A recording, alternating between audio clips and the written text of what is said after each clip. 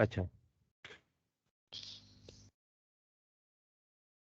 ये दोबारा फिर रिपीट करना पड़ेगा, तो मैं रिपीट कर। आप कर ले, मैं ये अपना कर रहा हूँ जरा क्वेश्चन। क्वेश्चन है, press the following the perimeter P of square as a function of its area. इसका मतलब ये होता है कि हम फंक्शन जैसे पढ़ते हैं, function is equal to x square. इसका मतलब ये है कि एफ है एक्स का function, F is a function of x. अब अगर पेरीमीटर को as a function of area लिखना है, तो इसका मतलब है पी एक तरफ आना चाहिए और दूसरी साइड पे एक एरिया आना चाहिए। यहाँ से क्वेश्चन स्टार्ट हुआ, क्वेश्चन लिखा हुआ है the perimeter P of square as a function of it area.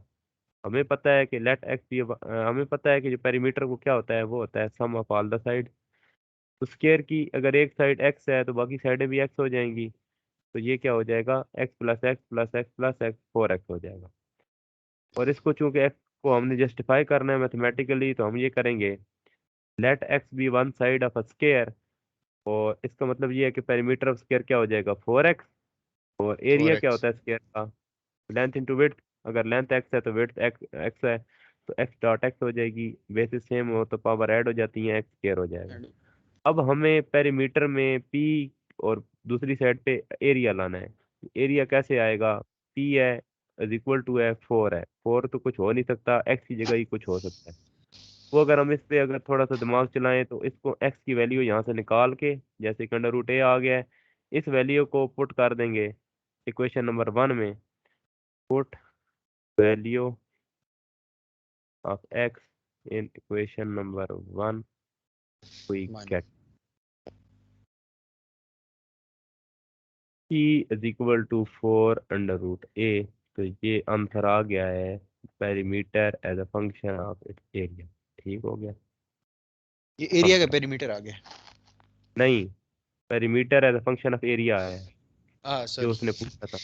The area is a the circle. Perimeter P of square is a function of its area ए।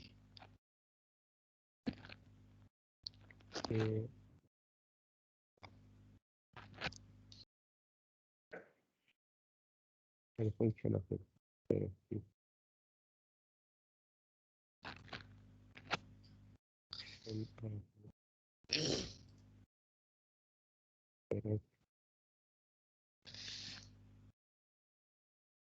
अब इसको देखो, सेम वही question है, same उन्हीं step पे चलेगा। हमें area और ई को एक जगह पे लाना है। एक तरफ एरिया होना चाहिए, दूसरी तरफ कोई सी सरकमफेरेंस होना चाहिए। एरिया ऑफ अ सर्कल हमें पहले पता होना चाहिए, area of circle is equal to A is equal to pi r square. ठीक है जी, ठीक है, एरिया क्या आ गया, pi r square. Area of similar, circle. अच्छा। अच्छा चलो, एरिया ऑफ सर्कल तो ले लिया ना इससे, और फिर सरकमफेरेंस ऑफ सर्कल क्या होता है, उसका भी फार्मूला होता है, इसका कोई याद 2 रख लो एक पाई दफा आर। जी। Circle, very good. Circumference of circle होता है P is equal to 2 pi R. दोबारा हम थोड़ी सा दिमाग लगाएंगे, वो ये लगाएंगे कि अगर हमें एरिया के साथ परली साइड पे सर्कल सी चाहिए, इसका मतलब है कि इस आर की जगह की वैल्यू पुट करनी है, और सी की यस, वैल्यू है 2 पाई आर। तो 2 पाई आर की आर। क्या वैल्यू आ जाएगी, C/पाई। आर की वैल्यू आ जाएगी C/2 पाई। इसको इक्वेशन नंबर 2 कर दो। इक्वेशन 2 सही है। ठीक है, put r in equation number 1। A is equal to pi r square है, तो A is equal to pi into C/2 pi का whole square. A is equal to pi multiply by C/4 pi square. ये pi pi से कटा, आ गया C/4 pi. A as a function of circumference आ गया है, देखते हैं। इस तरफ ए लिखा हुआ है, एक मिनट मैं इसको गंदा नहीं करता, कैसे सी ए स्क्वायर लिखा डिवाइड बाय हुआ है, 4 पाई। ये C² लिखा हुआ है, ठीक है। ये तो कांस्टेंट है ना, जो भी है फर्क नहीं पड़ता। ए और सी लिखा हुआ है बस, ठीक है, आ गया आंसर। ठीक हो गया, समझ आ सही गई है, है। आ गई है। ठीक है, नेक्स्ट है जी 11। The volume V of a cube as a function of, इस स्टेटमेंट का क्या मतलब बनता है वैसे? मतलब as a function of its area A. ये इसका जी जी। अभी जो मतलब कराने लगा नहीं नहीं, तीनों में से ना, मतलब सेम है ना एक तकरीबन, मतलब हूँ। एज अ फंक्शन ऑफ जो भी, तो हाँ इसका ठीक है, क्या मीनिंग बनता है, जनरल मीनिंग? एक मिनट बताता हूँ।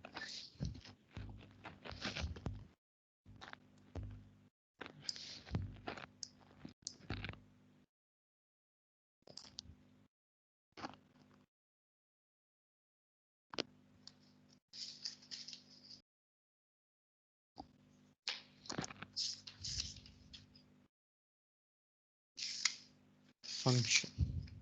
उसका ये मतलब बनता है कि अगर पेरीमीटर 4√a है ना, तो अगर तुम्हें कोई कहता है ना जी कि अगर मैं तुम्हें कहता हूँ कि मेरे पास एक स्क्वायर है जिसका एरिया 4 है, बताओ उसका सही है। पेरीमीटर क्या है, वो फिर मैं यहाँ से डायरेक्ट निकाल सकता हूँ। सही। ये निकल गया। इसी तरह जब एरिया पता होगा तो पेरीमीटर डायरेक्टली पता चल जाएगा। इसी तरह कोई बंदा कहता है कि एक सर्कल है जिसका सरकमफेरेंस 2 है ना, 2 या चलो जोड़ा भी है, चलो जिसका सरकमफेरेंस जो है वो 2 है, चलो बताओ जी इसका एरिया क्या होगा। तो वो हम इस तरह करते हैं, 2 का स्क्वायर ओवर 2 पाई, ये आ गया 4 ओवर टू 4 बाई पाई 2 पाई। ठीक है, 2। समझ गया। ठीक है।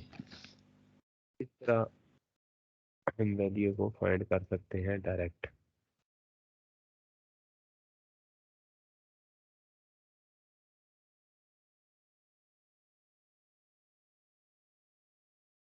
The volume V of a cube, इसका मतलब है कि वी, क्यूब का वॉल्यूम क्या होता है, एक्स मल्टीप्लाई, अच्छा एक मिनट तक पहले कुछ साइड को लेट कर लेते हैं ना, एक सेकंड बात।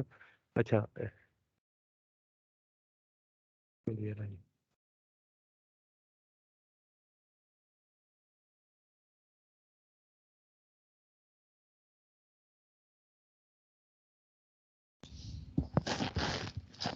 अच्छा इसको देखो ना जरा, हम्म। वो ये कह रहा है कि the volume V of a cube, हम लेट करेंगे, पहले सोल्यूशन लिखेंगे, let x be side of a cube, cube अगर है तो वो कुछ इस तरह का होगा, क्यूब की 3 डायमेंशनल होता है क्यूब, लेकिन उसकी हर साइड इक्वल होती है, ठीक है। सही है। इसका मतलब है कि वॉल्यूम होता है width multiply by length multiply by height, height. और वी क्या हो जाएगा, x multiply by x, V क्या हो जाएगा, एक्स का क्यूब। उसने कहा था बी एक तरफ होना चाहिए, दूसरी तरफ एरिया होना चाहिए। अच्छा ठीक है जी, इक्वेशन नंबर 1 होगी। हमें अभी तक ये पता चल गया है कि जब इससे हम इक्वेशन 1 बनाते हैं, इससे हम इक्वेशन 2 बनाते हैं।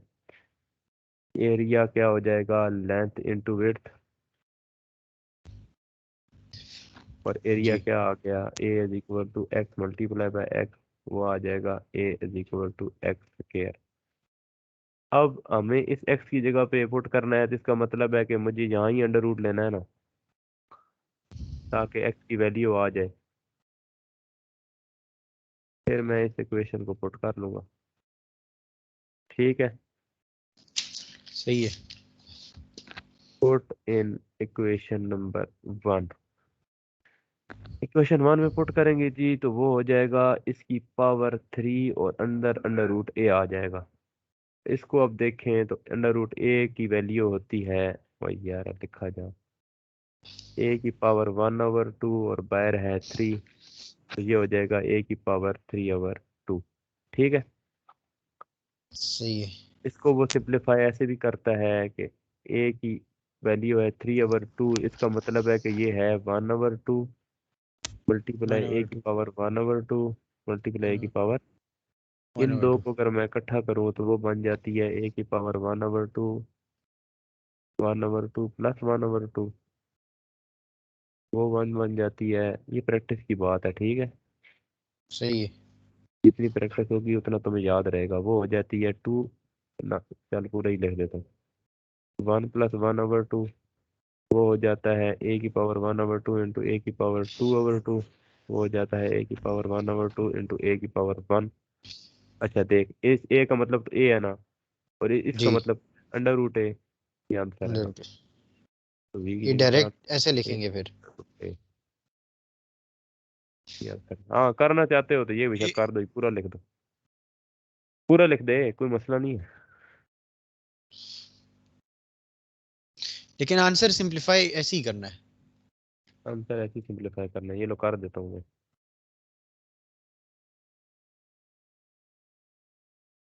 ठीक है, मैंने लिख दिया बस।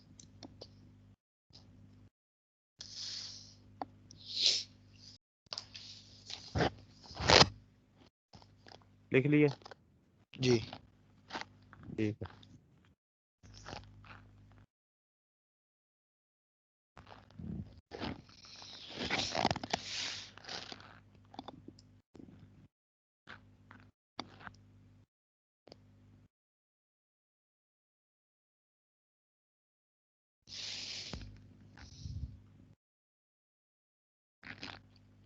ठीक,